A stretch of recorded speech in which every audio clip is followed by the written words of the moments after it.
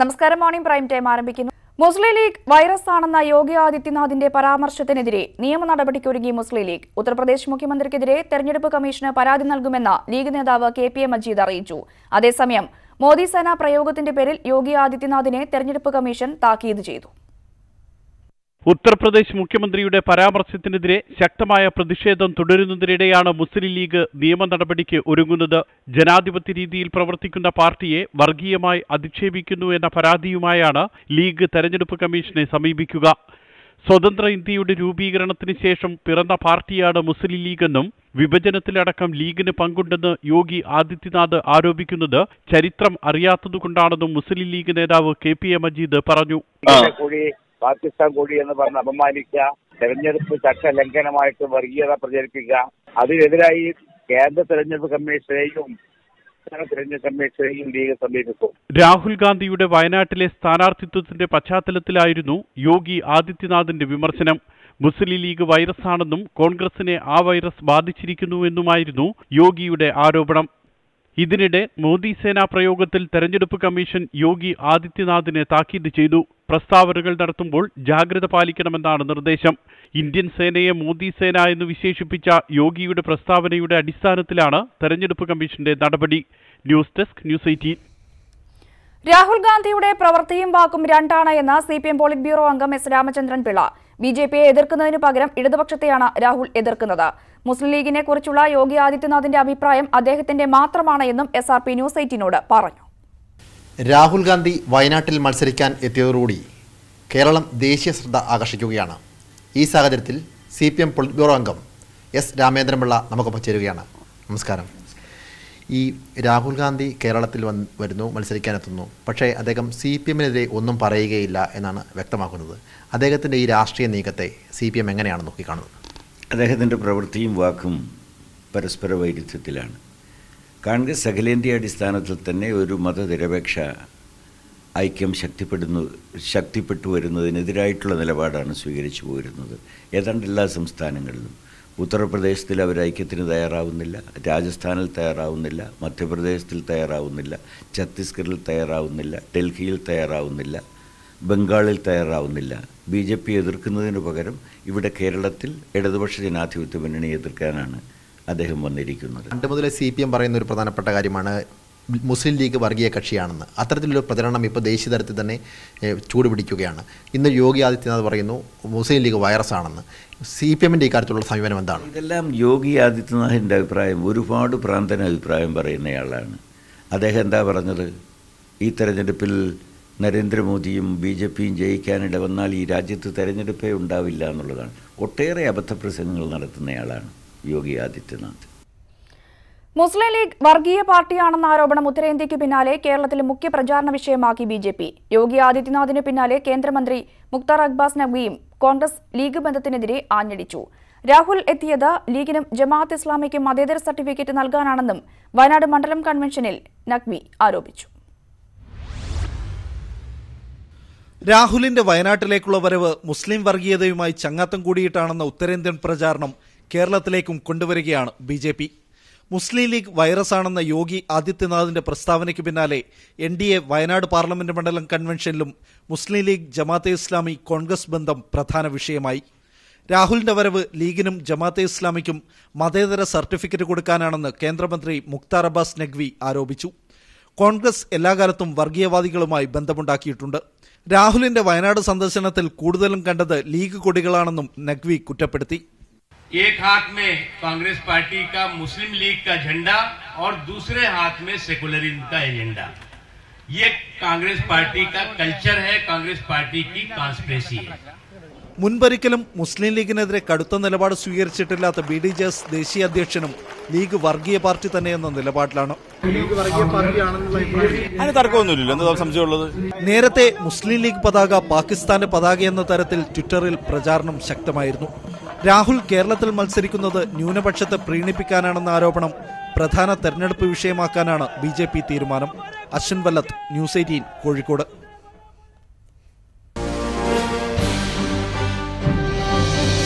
വയനാട്ടിലെ രാഹുലിന്റെ സ്ഥാനാർത്ഥിത്വത്തിനെതിരെയും അരയും തലയും മുറുക്കി രംഗത്തെത്തിയിരിക്കുകയാണ് BJP. വിജയം തേടി രാഹുൽ വയനാട്ടിലെത്തിയത് ലീഗിനെ കണ്ടാണ് എന്ന പ്രചാരണമാണ് അവർ കടുപ്പിക്കുന്നത്. ഭൂരിപക്ഷ പ്രീണനം ലക്ഷ്യമിട്ട് ലീഗിനെ ആക്രമിക്കുന്നതിൽ മുന്നിൽ മോദിയും യോഗിയും ഒക്കെയുണ്ട് എന്നതാണ് പ്രധാനം. ലീഗും പ്രതിരോധവുമായി രംഗത്തുണ്ട്. അജണ്ട മുന്നോട്ട് വയ്ക്കുന്നത് ഇതാണ്: വൈറസ് പ്രയോഗം ബിജെപിക്ക് തെരഞ്ഞെടുപ്പിൽ എന്ത് ഗുണം ചെയ്യും? വർഗീയ ധ്രുവീകരണത്തിനോ വൈറസ് പ്രയോഗം? വൈറസ് പ്രയോഗം തെരഞ്ഞെടുപ്പിൽ UDF-ന് ഇത് തിരിച്ചടിയാകുമോ? വിഷയത്തിൽ പ്രേക്ഷകർക്കും പ്രതികരിക്കാം. വിളിക്കേണ്ട നമ്പർ 047166158881. 7:30 മുതൽ പ്രേക്ഷകർക്കും വിളിച്ചു തുടങ്ങാം. രാഹുൽ ഗാന്ധിയുടെ വരവോടെ വയനാട്ടിൽ പ്രചാരണം അടിമുടി മാറ്റി UDF. മണ്ഡലത്തിൽ ഉടനീളം പരമാവധി പ്രചാരണ ഓഫീസുകൾ തുറക്കാനാണ് തീരുമാനം.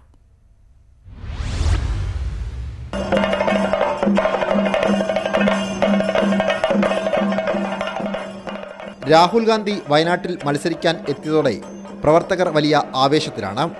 അതുകൊണ്ട് തന്നെ രാഹുലിൻ്റെ അസാന്നിധ്യത്തിലും പ്രചാരണം കൊഴുപ്പിക്കാനാണ് UDF തീരുമാനം.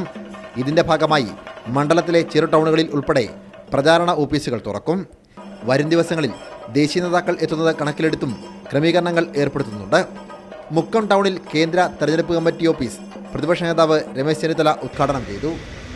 കഴിഞ്ഞ 5 വർഷക്കാലം തെക്കേ ഇന്ത്യയും വടക്കേ ഇന്ത്യയും എന്നുള്ള ഭിന്നിപ്പ് വളർത്തി വെറുപ്പിന്റെ രാഷ്ട്രീയം മുന്നോട്ട് കൊണ്ടുപോയ നരേന്ദ്രമോദിക്കുള്ള മറുപടിയാണ് രാഹുൽ ഗാന്ധിയുടെ വയനാട്ടിലെ സ്ഥാനാർത്ഥിത്വം എന്ന് പറയാൻ എനിക്കതിയായ സന്തോഷമുണ്ട്. KPCC പ്രസിഡന്റ് മുല്ലപ്പള്ളി രാമചന്ദ്രൻ ചെയർമാനായും മുസ്ലിം ലീഗ് സംസ്ഥാന ഉന്നതാധികാര സമിതി അംഗം സാദിഖലി തങ്ങൾ കൺവീനറുമായ കമ്മിറ്റിയാണ് മണ്ഡലത്തിലെ പ്രവർത്തനം ഏകോപിപ്പിക്കുന്നത്. ന്യൂസ് 18 കോഴിക്കോട്. വയനാട്ടിൽ രാഹുൽ ഗാന്ധിയുടെ വിജയത്തിനായി പ്രവർത്തിക്കുമെന്ന് ആദിവാസി ഗോത്ര മഹാസഭ. അതേസമയം കോൺഗ്രസ് പ്രകടന പത്രിക ബഹിഷ്കരിക്കുമെന്നും ആദിവാസി ഗോത്ര മഹാസഭ കോർഡിനേറ്റർ M. ഗീതാനന്ദൻ കൊച്ചിയിൽ പറഞ്ഞു. പൊതുവിൽ കേരളത്തിൽ തന്നെ ഏറ്റവും പിന്നോക്കം നിൽക്കുന്ന ജില്ല, സൗത്ത് ഇന്ത്യയിൽ ഈ കോമ്പിനേഷൻ കൊണ്ട് ഏറ്റവും കൂടുതൽ ശ്രദ്ധേയമായ മണ്ഡലം എന്നുള്ള നിലയിൽ രാഹുൽ ഗാന്ധിയുടെ ഒരു വരവിനെ പ്രത്യേകിച്ചും UPയിലെ പ്രബല നേതാവ്, ലീഡർഷിപ്പിൽ നിൽക്കുന്ന ഒരാളുടെ തന്നെ സ്വാഗതം ചെയ്യപ്പെടണം എന്നുള്ളതാണ് അഭിപ്രായം.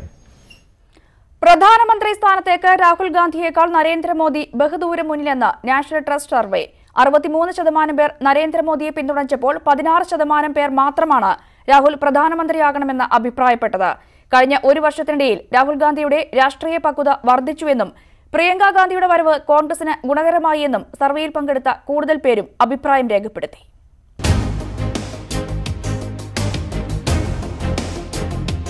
ന്യൂസ് 18 കേരളവും ഫസ്റ്റ് പോസ്റ്റും ഇപ്സോസുമായി ചേർന്ന് നടത്തിയ നാഷണൽ ട്രസ്റ്റ് സർവേയുടെ ഫലങ്ങളാണ് പുറത്തുവിട്ടത്. രാജ്യത്തെ മുഴുവൻ സംസ്ഥാനങ്ങളിൽ നിന്നും 31,621 പേർ സർവേയിൽ പങ്കെടുത്തു. ആരാകണം അടുത്ത പ്രധാനമന്ത്രി എന്നായിരുന്നു സർവേയിൽ ഉന്നയിച്ച പ്രധാന ചോദ്യം. 63.4% പേർ പ്രധാനമന്ത്രി സ്ഥാനത്തേക്ക് നരേന്ദ്രമോദിയെ പിന്തുണയ്ക്കുന്നവരാണ്. രാഹുൽ ഗാന്ധി പ്രധാനമന്ത്രിയാകണമെന്ന് അഭിപ്രായപ്പെട്ടവർ 16.1% മാത്രം. 2014-നേക്കാൾ നരേന്ദ്രമോദിയുടെ ജനപ്രീതി ഉയർന്നെന്ന് 66% പേർ അഭിപ്രായം രേഖപ്പെടുത്തി. കഴിഞ്ഞ ഒരു വർഷത്തിനുള്ളിൽ രാഷ്ട്രീയ നേതാവെന്ന നിലയിൽ രാഹുൽ ഗാന്ധി പക്വത കാട്ടിയെന്നാണ് 41% പേരുടെയും നിലപാട്. ഇല്ലെന്ന് 34%. പ്രിയങ്ക ഗാന്ധിയുടെ വരവ് കോൺഗ്രസിന് ഊർജ്ജമായെന്നാണ് സർവേയിൽ പങ്കെടുത്ത കൂടുതൽ പേരും പറഞ്ഞത്. GST അടക്കം കേന്ദ്രം നടപ്പാക്കിയ പദ്ധതികൾ വിജയിച്ചെന്നാണ് ബഹുഭൂരിപക്ഷത്തിന്റെയും അഭിപ്രായം.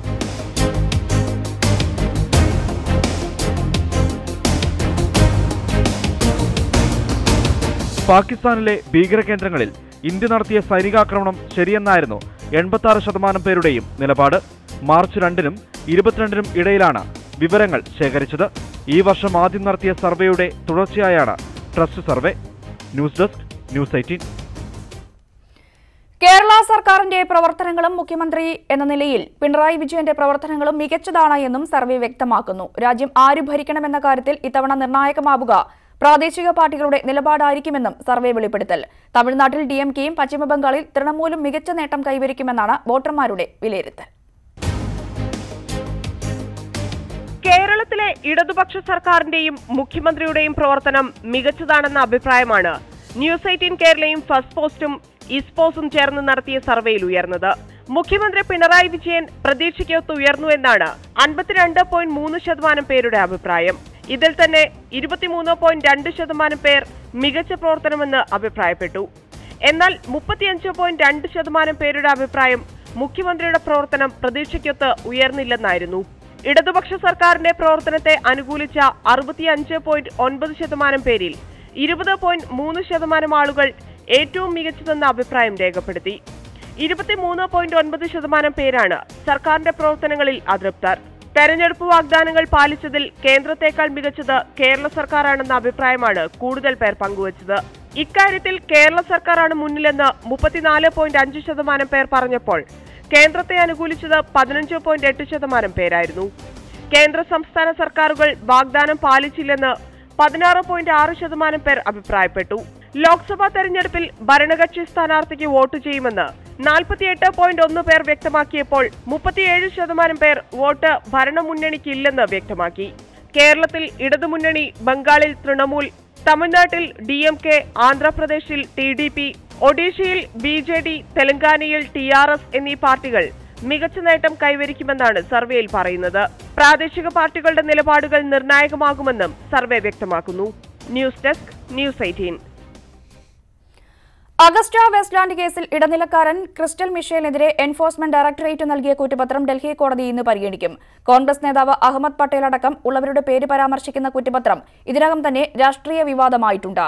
കഴിഞ്ഞ ദിവസം കോടതിയിൽ ഫയൽ ചെയ്ത കുറ്റപത്രം ജഡ്ജി അംഗീകരിക്കുന്നതിന് മുൻപ് തന്നെ ചോർന്നതിനെ ചോദ്യം ചെയ്ത് ക്രിസ്റ്റൽ മിഷേൽ നൽകിയ അപേക്ഷയും കോടതി പരിഗണിക്കും. മിഷേലിന്റെ അപേക്ഷയിൽ കോടതി ഇന്നലെ എൻഫോഴ്സ്മെന്റ് ഡയറക്ടറേറ്റിന് നോട്ടീസ് അയച്ചിരുന്നു. ഉദ്യോഗസ്ഥർക്കെതിരെ കോടതിയലക്ഷ്യ നടപടിയെടുക്കണമെന്നാണ് ആവശ്യം. അഗസ്റ്റ വെസ്റ്റ്ലാൻഡ് കരാർ ലഭിക്കാൻ മിഷേൽ ഉന്നത ഉദ്യോഗസ്ഥർ, രാഷ്ട്രീയക്കാർ, മാധ്യമപ്രവർത്തകർ എന്നിവർക്ക് കോഴ നൽകിയെന്നാണ് കുറ്റപത്രത്തിൽ ഉള്ളത്.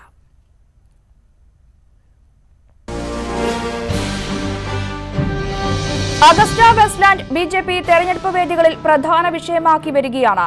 ഇടപാടിൽ കോൺഗ്രസ് കുടുംബത്തിലെ പ്രമുഖർ ഉണ്ടെന്ന മിഷേലിന്റെ വെളിപ്പെടുത്തൽ ഉണ്ടെന്നാണ് മോദി യോഗങ്ങളിൽ പ്രസംഗിക്കുന്നത്. നിഷേധിച്ച് മിഷേലും. റഫാലിനെതിരെ അഗസ്റ്റ ഇടപാട് പ്രയോജനപ്പെടുത്താനാണ് BJP ശ്രമിക്കുന്നത്. അത് വിജയിക്കുമോ? അജണ്ട ചോദിക്കുന്നു. വലിയ അഴിമതി ആരോപണങ്ങൾ തെരഞ്ഞെടുപ്പിൽ ഏശുമോ?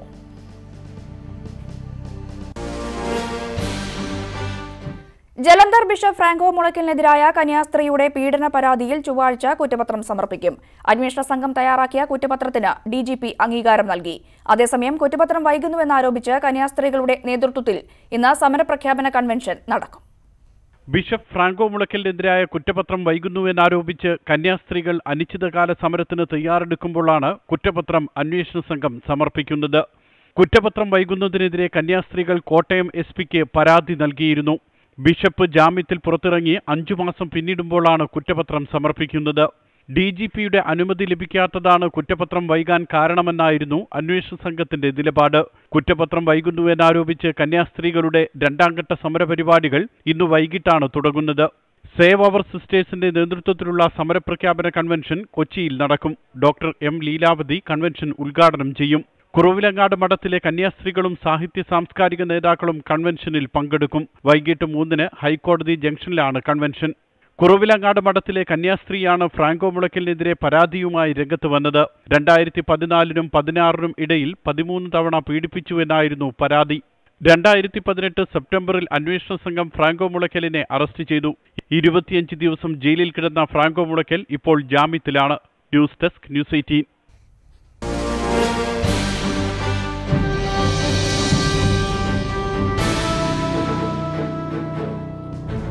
ഒടുവിൽ ഫ്രാങ്കോ കേസിൽ കുറ്റപത്രം നൽകാൻ പോലീസ് ഒരുങ്ങുന്നു.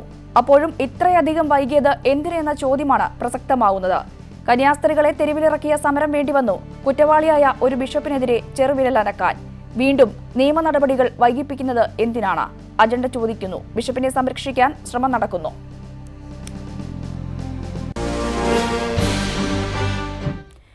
എറണാകുളം അങ്കമാലി അതിരൂപതയിലെ ഭൂമി ഇടപാടുകളിലെ തർക്കങ്ങൾ സംബന്ധിച്ച അന്വേഷണ റിപ്പോർട്ട് പൗരസ്ത്യ സഭകൾക്കായുള്ള കാര്യാലയത്തിന്റെ അധ്യക്ഷൻ കർദിനാൾ ലെനാർഡോ സാദ്രിക്ക് കൈമാറി. അതിരൂപത apostolic administrator bishop Mar Jacob മനത്തോടത്താണ് റോമിൽ നടന്ന കൂടിക്കാഴ്ചയിൽ റിപ്പോർട്ട് സമർപ്പിച്ചത്. 2 മണിക്കൂറോളം നീണ്ട കൂടിക്കാഴ്ചയിൽ ഭൂമി വിവാദത്തെക്കുറിച്ചും വ്യാജരേഖ കേസിനെക്കുറിച്ചും വിശദമായ ചർച്ച നടത്തി. റിപ്പോർട്ട് ഗൗരവമായി പഠിച്ചതിനു ശേഷം തുടർ നടപടികൾ സ്വീകരിക്കുമെന്ന് കർദിനാൾ ലെനാർഡോ സാദ്രി അറിയിച്ചു. അതുവരെ റിപ്പോർട്ടിന്റെ രഹസ്യാത്മകത സൂക്ഷിക്കണമെന്ന് അദ്ദേഹം നിർദ്ദേശിച്ചതായും മാർ ജേക്കബ് മനത്തോടത്ത് പറഞ്ഞു. സംസ്ഥാനത്ത് ചൂട് ഇന്നും തുടരും. വയനാട് ഒഴികെ മറ്റെല്ലാ ജില്ലകളിലും ശരാശരിയിലും ഉയർന്ന താപനിലയായിരിക്കും. ഇന്ന് 6 ജില്ലകളിൽ വേനൽ മഴ പെയ്തേക്കും. തിങ്കൾ മുതൽ കാസർഗോഡ് ഒഴികെയുള്ള എല്ലാ ജില്ലകളിലും വേനൽ മഴ ലഭിക്കുമെന്നാണ് മുന്നറിയിപ്പ്. അതിനുശേഷം ചൂടിന് ശമനമുണ്ടാകുമെന്നും കാലാവസ്ഥാ നിരീക്ഷണ കേന്ദ്രം അറിയിച്ചു. ദുരന്ത നിവാരണ അതോറിറ്റിയുടെ സൂര്യാഘാത സൂര്യതാപ മുന്നറിയിപ്പുകൾ ഇന്നും തുടരും.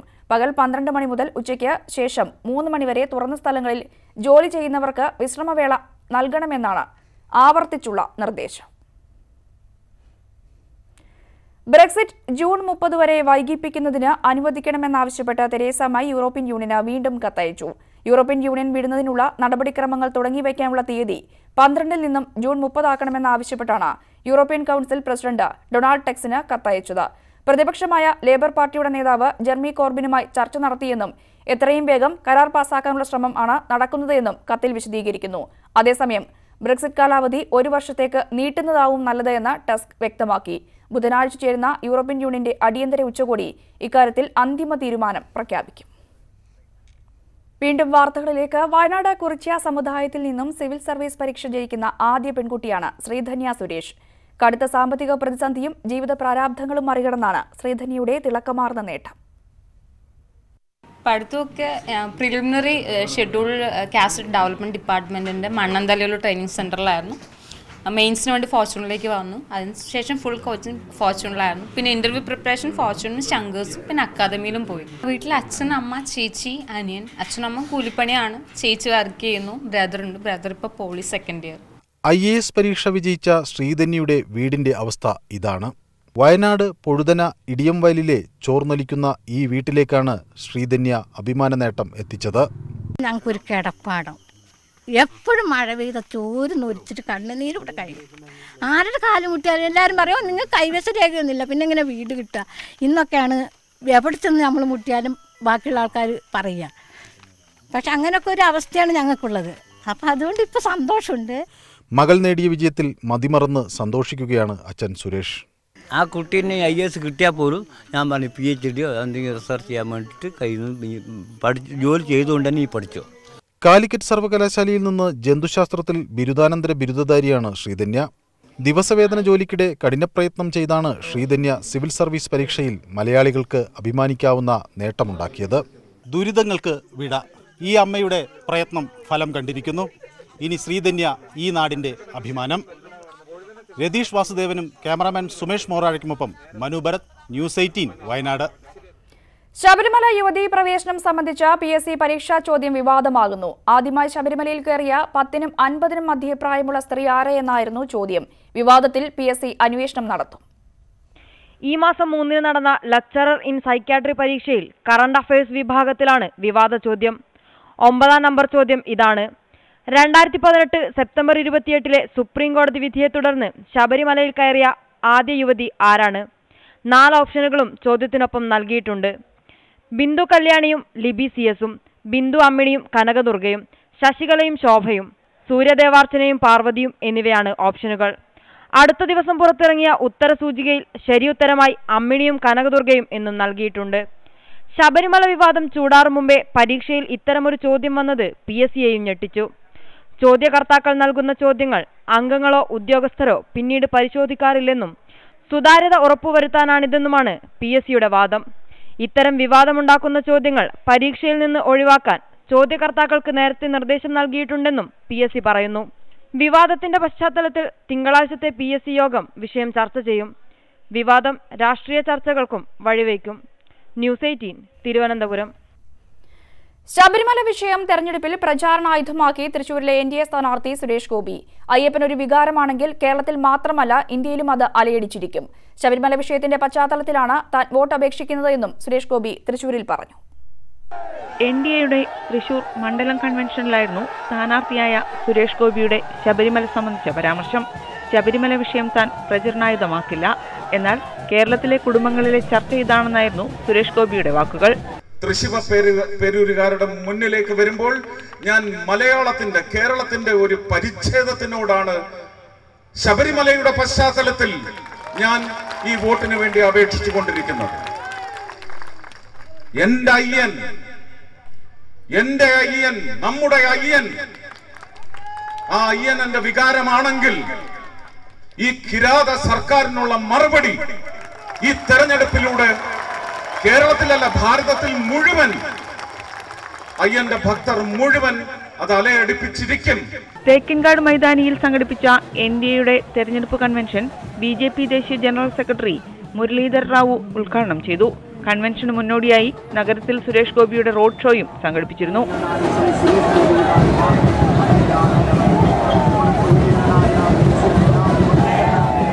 ന്യൂസ് 18 തൃശൂർ.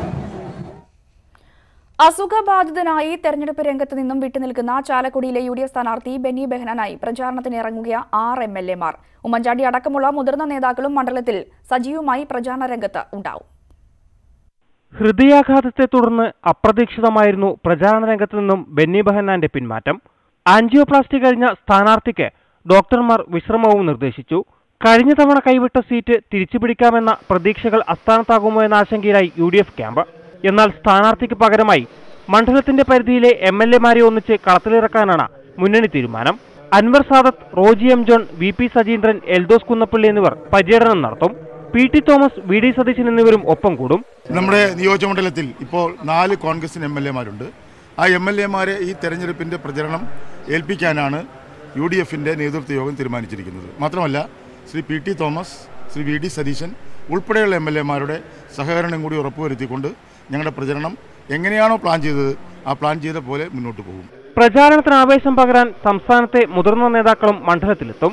കേരളത്തിൽ യുഡിഎഫിന് ലഭ്യമാകുന്ന എല്ലാ നേതാക്കളും, കോൺഗ്രസിലെ മാത്രമല്ല യുഡിഎഫിന്റെ എല്ലാ മുതിർന്ന നേതാക്കളും ആവശ്യമെങ്കിൽ ഈ മണ്ഡലത്തിലെ തെരഞ്ഞെടുപ്പ് പ്രചരണത്തിനുണ്ടാവും. ആലുവയിൽ ഉമ്മൻചാണ്ടിയുടെ സാന്നിധ്യത്തിൽ ചേർന്ന യോഗത്തിലാണ് തീരുമാനം. നെഞ്ചുവേദനയെ തുടർന്ന് ഇന്നലെ രാവിലെയാണ് ബെന്നി ബെഹനാനെ ആശുപത്രിയിൽ പ്രവേശിപ്പിച്ചത്. ചുരുങ്ങിയത് ഒരാഴ്ചത്തെ വിശ്രമമാണ് ഡോക്ടർമാർ നിർദ്ദേശിച്ചിരിക്കുന്നത്. ന്യൂസ് 18 കൊച്ചി. പുതിയ വോട്ടർമാരുടെ സംശയങ്ങൾക്കും ചോദ്യങ്ങൾക്കും മറുപടി പറഞ്ഞ മലപ്പുറത്തെ യുഡിഎഫ് സ്ഥാനാർത്ഥി പി.കെ. കുഞ്ഞാലിക്കുട്ടി ദേശീയ രാഷ്ട്രീയം മുതൽ മണ്ഡലത്തിലെ വികസന പ്രശ്നങ്ങൾ വരെ ചോദ്യങ്ങളായി ഉയർന്നു. മലപ്പുറത്തെ ടൗൺഹാൾ പരിസരമായിരുന്നു വേദി. പങ്കെടുക്കാനെത്തിയത് മലപ്പുറത്തെ വിവിധ കോളേജുകളിലെ വിദ്യാർത്ഥികൾ. സ്ഥാനാർത്ഥിയോട് ചോദ്യങ്ങൾ ചോദിക്കാനുള്ള അവസരം പങ്കെടുത്തവർ വെറുതെ കളഞ്ഞില്ല. യോഗി ആദിത്യനാഥിന്റെ പരാമർശത്തെക്കുറിച്ചായിരുന്നു ആദ്യ ചോദ്യം. Muslim League is a virus. How do you respond about this statement? He makes such a statement always. He himself, that word will suit to him, not for us, not for Muslim League or UDF.